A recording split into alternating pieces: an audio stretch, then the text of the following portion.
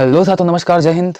हमारे भावी शिक्षकों का मैं नुतेश कुमार साहू एक बार पुनः हमारे चैनल स्टडी ट्यून में हार्दिक स्वागत करता हूं।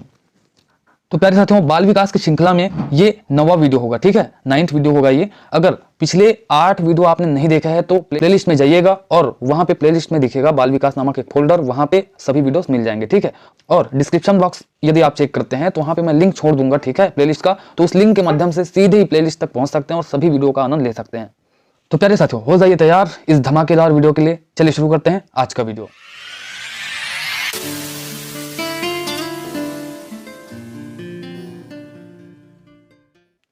तो पहला प्रश्न आप सबके समक्ष साथियों, पहला प्रश्न है, बच्चे जन्म से उच्छृंखल होते हैं और उन्हें समाज द्वारा सभ्य बनाने की आवश्यकता होती है। ऑप्शन नंबर बी, बच्चे ईश्वर का उपहार है जिनकी पूजा होनी चाहिए। ऑप्शन नंबर सी, बच्चे जिस सामाजिक और सांस्कृतिक संदर्भ में बढ़ते हैं उससे प्रभावित होते हैं। और ऑप्शन नंबर डी कहता है भैया कि जो बच्चे हैं वो एक खाली स्लेट जैसे संसार में आते हैं। तो चलिए ऑप्शन नंबर ए पहले देख लेते हैं। ऑप्शन नंबर ए कहता है जन्म से उच्छृंखल होते हैं और उन्हें समाज द्वारा सभ्य बनाने की आवश्यकता होती है। तो यहाँ पर देखिएगा, जन्म से उच्छृंखल होते हैं बच्चे। उच्छृंखल का तात्पर्य होता है कि बड़ी बड़ी इच्छाएं रखना, ठीक है। तो भैया चलो इच्छाएं रखते हैं, जब हम बड़े होते जाते हैं तब इच्छाएं हमारी बड़ी होती जाती है। बट बच्चे जो है जन्म से ही बड़ी बड़ी इच्छाएं रखने लगे, ये तो गलत बात है ना, ठीक है, गलत कहा गया यहाँ पे। तो ऑप्शन नंबर ए आपका नहीं हो सकता आपका आंसर, ठीक है। चलिए ऑप्शन नंबर बी है, ईश्वर का उपहार है जिनकी पूजा होनी चाहिए, जो बच्चे हैं ना। तो भैया चलिए, बच्चे को हम मानते हैं कि भगवान का रूप है, परंतु ऐसा तो नहीं है ना कि लइका ला धर के आत हन अगर पूजा करत हन दिन रात, है ना। तो भाई लइका के पूजा करत रहो तो पढ़ी लिखी कब, है ना। तो ये भी आपका ऑप्शन नंबर बी गलत है, ठीक है। ऑप्शन नंबर सी देख लेते हैं भाई। तो ऑप्शन नंबर सी क्या कहता है, जिस सामाजिक और सांस्कृतिक संदर्भ में बढ़ते हैं उससे प्रभावित होते हैं, ठीक है, इससे मैं सहमत हूं। चलिए ऑप्शन नंबर डी देख लेते हैं। तो ऑप्शन नंबर डी कहता है एक खाली स्लेट जैसे संसार में आते हैं। तो ऐसा कुछ भी नहीं है भैया। जब लइका दुनिया में आते ना तो भैया ओकर माता पिता से आनुवंशिक रूप से बहुत सारा गुण उमें समाहित रहता हो लइका में, ठीक है। तो कभी खाली स्लेट जैसे संसार में नहीं आया कोई लइका, है ना। आपको पता है ना, जो जीन्स होते हैं जीन्स में गुण उपस्थित होते हैं और आनुवंशिक रूप से ट्रांसफर होते हैं अभिभावकों से बच्चों में, ठीक है। तो खाली स्लेट बिल्कुल नहीं होते जो बच्चे संसार में आते हैं, जन्म लेते हैं, ठीक। तो ये भी आपका गलत है ना। तो सही कहते हो, इसका सही हुई ऑप्शन नंबर सी है, ठीक है। ऑप्शन नंबर सी का है, फिर से देख लो, जिस सामाजिक और सांस्कृतिक संदर्भ में बढ़ते हैं उससे प्रभावित होते हैं। हाँ संगवारी, ऑप्शन नंबर सी बिल्कुल आपके परफेक्ट है। काबर की जो लड़का जिस समाज में रही थे, जिस संस्कृति में रही थे, हाँ निश्चित ही होकर से प्रभावित होते, ठीक है। तो ऑप्शन नंबर सी आपका आंसर हो जाएगा, ठीक। चलिए चलते हैं अगले प्रश्न की ओर साथियों। अगला प्रश्न है आपके समक्ष। अगला प्रश्न कहता है, अपनी कक्षा में विविधता को संभालने के लिए शिक्षक को क्या करना चाहिए। ऑप्शन नंबर ए, शिक्षार्थियों के सामाजिक संदर्भ का सम्मान नहीं करना चाहिए। ऑप्शन नंबर बी कहता है बच्चों को शारीरिक छवि के आधार पर उन्हें जांचना चाहिए। ऑप्शन नंबर सी कहता है शिक्षार्थियों के सामाजिक और सांस्कृतिक संदर्भों के प्रति संवेदनशील होने की आवश्यकता है। ऑप्शन नंबर डी कहता है समान अनुदेशन देने और व्यक्तिगत विभिन्नताओं पर ध्यान न देने की आवश्यकता है। तो ऑप्शन नंबर ए देख लेते हैं सबसे पहले। ऑप्शन नंबर ए है, शिक्षार्थियों के सामाजिक संदर्भ का सम्मान नहीं करना चाहिए। तो भैया ये आपका गलत है, सम्मान तो करना ही चाहिए, है ना। चलिए ऑप्शन नंबर बी है, बच्चों को शारीरिक छवि के आधार पर उन्हें जांचना चाहिए। तो ये भी गलत है। काबर की मान लो तुमन गुरु जी हरो, है ना। अब तोर क्लास में एक लड़का है एकदम सुंदर, पढ़ा, गोरा, चिकना, है नी।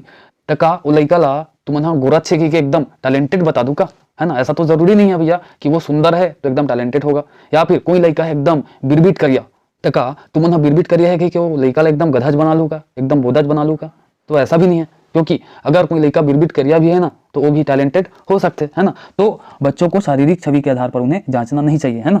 तो यहाँ पर जांचना चाहिए लिखा है, तो ये आपका आंसर नहीं हो सकता।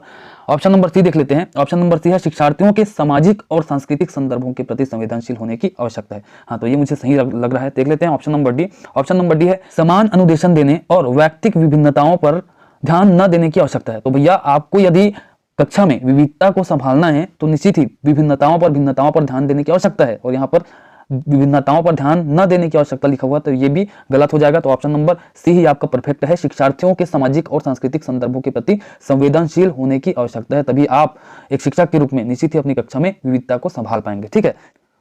तो प्यारे साथियों, एक चीज मैं बताना चाहूंगा कि जो पहला प्रश्न था वो पूछा गया था सेंट्रल टीईटी 2016 में, ठीक है।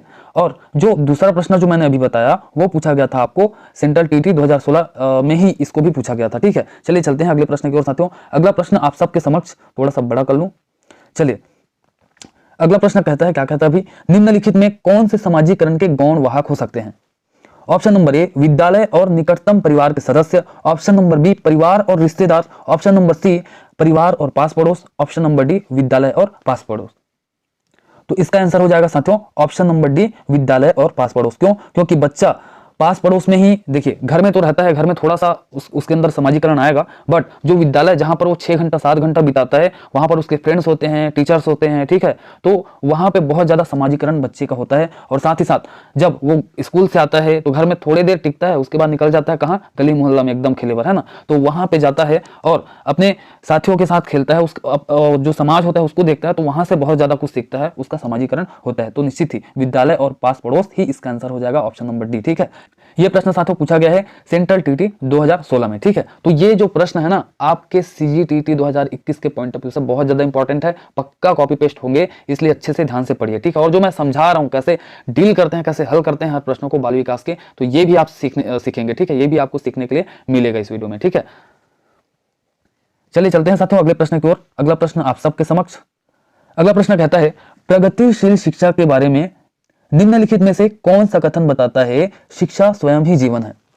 ऑप्शन नंबर ए कहता है जीवन सच्चा शिक्षक है। तो भैया जीवन ही अगर सच्चा शिक्षक है तो स्कूल का बार जा तो पढ़े बर, है नहीं, तो ये ऑप्शन गलत है। ठीक है, चलिए ऑप्शन नंबर बी देख लेते हैं। तो ऑप्शन नंबर बी बोल रहा है स्कूल शिक्षा को यथासंभव लंबे समय तक जारी रखना चाहिए।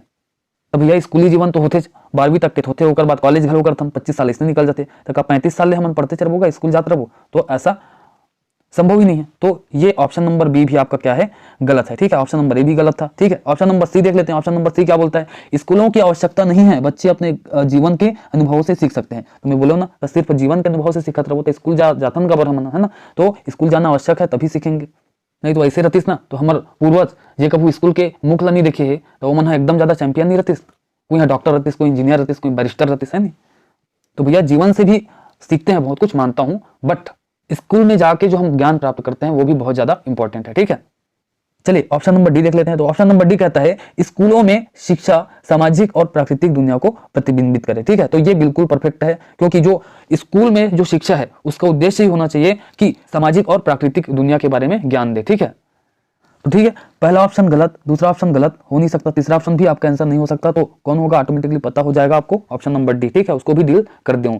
चलिए, तो ये प्रश्न भी आपको पूछा गया है सेंट्रल टीटी 2018 में। ठीक है, चलिए अगला प्रश्न देख लेते हैं साथियों। अगला प्रश्न आप सबके समक्ष, अगला प्रश्न देख लीजिएगा। अगला प्रश्न कहता है निम्नलिखित में से किस अवस्था में बच्चे अपने समवयस्क समूह के सक्रिय सदस्य हो जाते हैं। तो भैया जो इंसान होता है ना उसके अलग अलग स्टेजेस अवस्थाएं होती है। ठीक है, गर्भावस्था, शैशवावस्था, बाल्यावस्था, किशोरावस्था, युवावस्था, प्रौढ़ावस्था, उसके बाद वृद्धावस्था। तो जब इंसान प्रौढ़ावस्था में प्रवेश करता है ना, जब उसकी शादी हो जाती है, उसका दाम्पत्य जीवन होता है, ठीक है, तो जो अपने एज के जो व्यक्ति हैं उनके साथ मेलजोल कार्य करना ये सब होता है। ठीक है, तो समवयस्क समूह के सक्रिय सदस्य हो जाते हैं किस एज में, किस अवस्था में, प्रौढ़ावस्था में। ठीक है, तो ये आपका आंसर हो जाएगा right answer option number B. और ये प्रश्न पूछा गया था यूपीटीटी 2011 में। ठीक है, चलिए चलते हैं अगले प्रश्न की ओर साथियों। अगला प्रश्न आप सबके समक्ष देख लेते हैं क्या कहता है अगला प्रश्न। समाजीकरण वह प्रक्रिया है जिसे बच्चे और वयस्क सीखते हैं। ठीक है, यहाँ पर जिससे हो गया तो ये जिसे होगा, है ना। ठीक है, समाजीकरण वह प्रक्रिया है जिसे बच्चे और वयस्क सीखते हैं। तो कहाँ से सीखते हैं भाई, ऑप्शन नंबर ए परिवार से, ऑप्शन नंबर बी विद्यालय से, ऑप्शन नंबर सी साथियों से, या फिर ऑप्शन नंबर डी इन सभी से। तो भैया जो बालक है ना, बच्चा जो है वो परिवार से भी समाजीकरण सीखता है, विद्यालय से भी समाजीकरण सीखता है और साथियों से भी समाजीकरण सीखता है। तो आंसर क्या हो जाएगा, ऑप्शन नंबर डी हो जाएगा इन सभी से। ठीक है, तो ये प्रश्न भी साथियों आपको पूछा गया है पंजाब टीटी 2011 में। ठीक है, तो ये भी आपके लिए बहुत ज्यादा इंपॉर्टेंट है, तो पक्का इसको भी मन में लोड कर लीजिए, छाप लीजिए। ऑप्शन नंबर डी इसका आंसर हो जाएगा राइट आंसर। ठीक है, चलिए चलते हैं अगले प्रश्न की ओर साथियों। अगला प्रश्न क्या कहता है देख लेते हैं। अगला प्रश्न है बच्चों की सीखने की प्रक्रिया में माता पिता को खालिस्तान भूमिका निभानी चाहिए।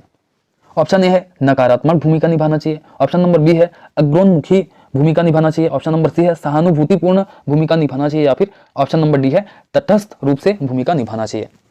तो भैया सीखने की प्रक्रिया में माता पिता की भूमिका रियलिटी में क्या होना चाहिए, ऐसा होना चाहिए कि बच्चों को हम क्या कर पाए, उत्साहित कर पाए, उसको आगे बढ़ा पाए। ठीक है, मतलब आगे आके माँ बाप को बच्चों को सीखने में क्या करना चाहिए, प्रोत्साहित करना चाहिए। ठीक है, तो ऑप्शन नंबर ए नकारात्मक ये गलत हो जाएगा आपका। सहानुभूतिपूर्ण, तो भैया लड़का ला माँ बाप सिखावा थे, कुछ सीखे उत्साहित करा थे, तो सहानुभूति होगा तो नहीं, तो ये भी आपका गलत हो जाएगा। ऑप्शन नंबर डी क्या है, तटस्थ। तो लइका लगा अलग थलग करके सीखे में मदद करना चाहिए का, तो ऐसा भैया लइका लगा अलग थलग कर दो तो सीखी कब, है ना। तो अलग थलग करके भी बच्चों को नहीं सिखाया जा सकता, तो ये भी आपका गलत हो जाएगा। ऑप्शन नंबर बी देख लेते हैं, अग्रोन्मुखी। अग्रोन्मुखी मतलब आगे आकर के, तो यदि माता पिता सच में आगे आकर के बच्चों को सीखने में मदद करे, उसे उत्साहित करे, तो निश्चित ही बच्चा सीखेगा। तो ऑप्शन नंबर बी आपका क्या हो जाएगा, राइट आंसर हो जाएगा। तो ये प्रश्न साथियों आपको पूछा गया था CTT 2000 सेंट्रल TT 2011 में, तो ये भी आपके लिए इंपॉर्टेंट है, इसे भी मन में नोट कर लीजिएगा। चलिए चलते हैं फटाफट अगले प्रश्न की ओर साथियों। अगला प्रश्न देख लेते हैं क्या कहता है। अगला प्रश्न है, निम्न में से कौन सा बच्चे की सामाजिक मनोवैज्ञानिक आवश्यकताओं के साथ संबंध नहीं है। ऑप्शन नंबर ए, सामाजिक अनुमोदन अथवा सराहना की आवश्यकता। ऑप्शन नंबर बी है संवेगात्मक सुरक्षा की आवश्यकता। ऑप्शन नंबर सी है शरीर से अपशिष्ट पदार्थों का नियमित रूप से बाहर निकलना। ऑप्शन नंबर डी है सानिध्य की आवश्यकता। तो भैया बच्चे की सामाजिक मनोवैज्ञानिक आवश्यकताओं के साथ संबंध जो नहीं है वो बताना है आपको। तो चलिए डील करते हैं ऑप्शन नंबर ए को, सामाजिक अनुमोदन अथवा सराहना की आवश्यकता। सच में आवश्यकता है अभी बच्चों को, आवश्यकता नहीं है उसे बताना है। ऑप्शन नंबर बी, संवेगात्मक सुरक्षा की आवश्यकता। बच्चे को संवेगात्मक सुरक्षा की आवश्यकता निश्चित होती है। ऑप्शन नंबर सी है शरीर से अपशिष्ट पदार्थों का नियमित रूप से बाहर निकलना। तो भैया इस ऑप्शन की ना बच्चे की सामाजिक मनोवैज्ञानिक आवश्यकताओं के साथ कोई भी संबंध, कोई भी मेलजोल बिल्कुल भी नहीं है ना। तो तू ही मन सोचो गुरुजी हो, है ना, कि लड़का शरीर से अपशिष्ट पदार्थ नियमित रूप से बाहर निकाला थे, तो का वो सामाजिक और मनोवैज्ञानिक आवश्यकता है, बिल्कुल भी नहीं है ना। ठीक है, तो चलिए ये ऑप्शन आपका सही है, क्योंकि नहीं है, संबंध नहीं है, वही बताना था। ठीक है, तो सी का बिल्कुल भी संबंध नहीं है। चलिए ऑप्शन नंबर डी देख लेते हैं, सानिध्य की आवश्यकता। तो भैया हाँ, इसकी आवश्यकता है बच्चों को। ठीक है, तो आपका आंसर हो जाएगा ऑप्शन नंबर सी, शरीर से अपशिष्ट पदार्थों का नियमित रूप से बाहर निकलना। ये प्रश्न पूछा गया था साथियों आपको सेंट्रल TT 2011 में, अच्छे से माइंड में लोड कर लीजिएगा। ठीक है, चलिए अगला प्रश्न देख लेते हैं साथियों। अगला प्रश्न है आप सबके समक्ष, मानव विकास किन दोनों के योगदान का परिणाम है। ऑप्शन नंबर ए है अभिभावक एवं अध्यापक का। ऑप्शन नंबर बी है सामाजिक एवं सांस्कृतिक कारकों का। ऑप्शन नंबर सी है वंशक्रम एवं वातावरण का। ऑप्शन नंबर डी है इनमें से कोई नहीं। तो भैया मैंने अनुवांशिकी और पर्यावरण के चैप्टर में आपको बताया था कि जो वंशक्रम है और वातावरण है, ये दो फैक्टर ऐसे हैं जो मानव के विकास को सबसे ज्यादा प्रभावित करता है ना। तो जो मानव विकास है ना, वो वंशक्रम एवं वातावरण दोनों के योगदान का परिणाम है। ठीक, तो ऑप्शन नंबर आपका सी बिल्कुल परफेक्ट हो जाएगा। ये प्रश्न पूछा गया था साथियों आपको राजस्थान TT 2011 में, आपके लिए बहुत ज्यादा इंपॉर्टेंट है, हो सकता है कॉपी पेस्ट हो जाए, इसको अच्छे से माइंड में छाप लीजिएगा। चलिए अगला प्रश्न देख लेते हैं साथियों। अगला प्रश्न है आप सबके समक्ष, जिस प्रक्रिया में व्यक्ति दूसरों के व्यवहार को देखकर सीखता है, न कि प्रत्यक्ष अनुभव से, उसे क्या कहा जाता है आपको बताना। ऑप्शन नंबर ए है सामाजिक अधिगम। ऑप्शन नंबर बी है अनुबंधन। ऑप्शन नंबर सी है प्रायोगिक अधिगम। ऑप्शन नंबर डी है आकस्मिक अधिगम। मान लो भैया मैं यहाँ कोई आदमी ला देखा था, मस्त सुंदर हैंड राइटिंग में लिखा थे, है ना, मैं अभी लिखे बार नहीं सीखा हूँ, लेकिन देखा था एक जन इंसान बहुत जबरदस्त तरीका से लिखा थे, तब ओला देख के मोर मन में लिखे की इच्छा जागी और मैं यहाँ लिखना सीखूं। तो बहुत प्रैक्टिस के बाद भैया मैं यहाँ लिख पाऊँ, लिखना सीख पाऊँ, है ना। तो का मैं बोला आकस्मिक अधिगम बोल सकते हो का। आकस्मिक अधिगम बोले तो इन सीजी छत्तीसगढ़ी में हुरहा सीखे वाला काम, तो का वो लिखाईला में हुरहा सीख सकता हूँ का, नहीं ना। तो ये आपका ऑप्शन नंबर डी बिल्कुल गलत है, ये आपका आंसर हो ही नहीं सकता। प्रायोगिक अधिगम भी आपका आंसर नहीं हो सकता, अनुबंधन भी आपका आंसर नहीं हो सकता। तो भैया समाज में हम किसी व्यक्ति को देखते हैं और सीखते हैं, है ना, तो वो जो व्यक्ति जिससे हम सीखते हैं वो समाज में उपस्थित होता है। ठीक है, तो उससे जब हम सीख रहे हैं तो वो क्या हो जाएगा, सामाजिक अधिगम हो जाएगा। ठीक है, चलिए ऑप्शन नंबर ए आपका आंसर हो जाएगा इस प्रश्न का। और ये प्रश्न पूछा गया था साथियों राजस्थान TT 2011 में, ये आपके लिए इंपॉर्टेंट हो सकता है, अच्छे से माइंड में लोड कीजिएगा। तो प्यारे साथियों यहीं पर वीडियो खत्म करना चाहूंगा, क्योंकि और प्रश्न लूंगा तो बहुत ज्यादा लंबा हो जाएगा, उससे अच्छा एक नया वीडियो आप सबके समक्ष रख दूं। ठीक है, तो ये वीडियो आपको कैसा लगा बिल्कुल कमेंट के माध्यम से हमें अवगत कराइएगा। यदि ये वीडियो आपको अच्छा लगा है तो निश्चित ही इस वीडियो को लाइक कीजिएगा। हमारे चैनल को अभी तक सब्सक्राइब नहीं किया तो सब्सक्राइब कर दीजिएगा, क्योंकि इसी तरह से मजेदार और बेहतरीन वीडियो आप सबके लिए लाते रहते हैं। तो प्यारे साथियों आज के वीडियो में बस इतना ही, मिलते हैं अगले वीडियो में, तब तक के लिए जय हिंद, जय जोहार, जय छत्तीसगढ़।